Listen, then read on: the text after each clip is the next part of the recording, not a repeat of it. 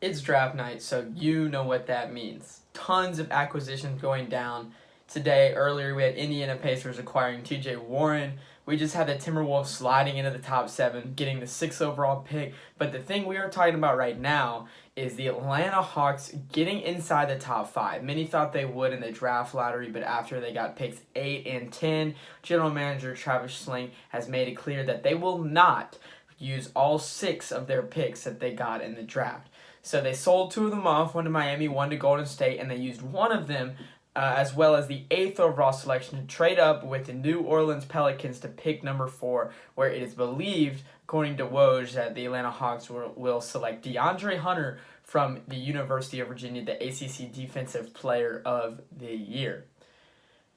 In terms of the Pelicans side of things, the Pelicans are going to be getting rid of Solomon Hill's $12 million contract for this year. The Hawks are going to be taking that on. It'll be coming off the books the year after. They're going to be getting pick number 8, pick number 17 that the Hawks acquired in the Brooklyn Nets Taurean Prince trade, pick number 35, a future heavily protected first-round pick from the Cavaliers. And pretty much how that pick works is the Hawks traded Kyle Korver to the Cavs. The Cavs gave him a first-round pick back, but it's lottery protected, and the Cavs are usually in the lottery every year. So that pick is probably just going to end up being 2 second-round picks. The Hawks also got the 57th overall pick tonight, but that's just kind of stuff that doesn't really matter.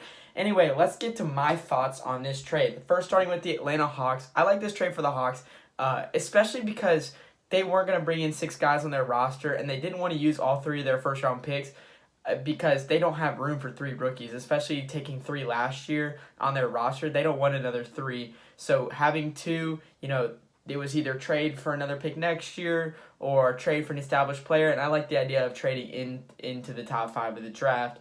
And it seems like DeAndre Hunter's their guy, and I'm going to trust Travis Schlenk on this one because he's made some pretty incredible picks recently. Trae Young, Kevin Huerter, Omari Spellman, John Collins. So I really like those picks, and I think DeAndre Hunter is going to be a good pick as well inside the top 5. And you still keep the 10th overall pick too, which I think is the thing that people are really looking over.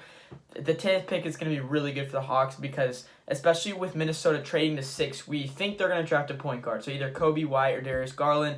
That increases the chances like a guy like Goga Badatse or Cam Reddish is going to be there at 10. So the Hawks are going to get 2 really solid rookies in the first round. Maybe they can take a flyer at 10 because Hunter's a pretty sure player, in my opinion, at 4.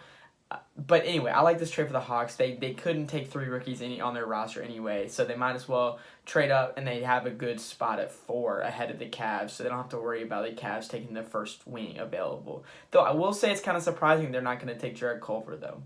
But we'll see. For the Pelicans, I like this trade. They continue to gain assets. They get the 8th pick, and to be honest, in my opinion, looking at this draft, I think having pick number 8 is not too different from drafting from number 4, especially if you don't have a guy that you want. I think 8, Cam Reddish, Doumbouya, Badatse, Kobe White, I think those are really solid players as well. So I think the Pelicans can get a really solid player there. They're getting off $12 million of cap space off the books also as well. They're getting a future, hopefully, first-round pick from the Cavs that is going to go to New Orleans.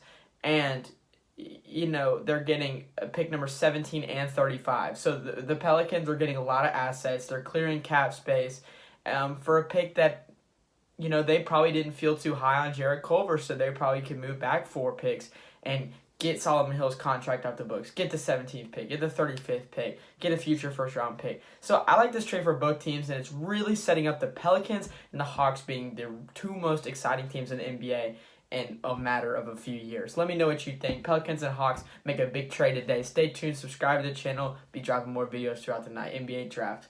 Let's go.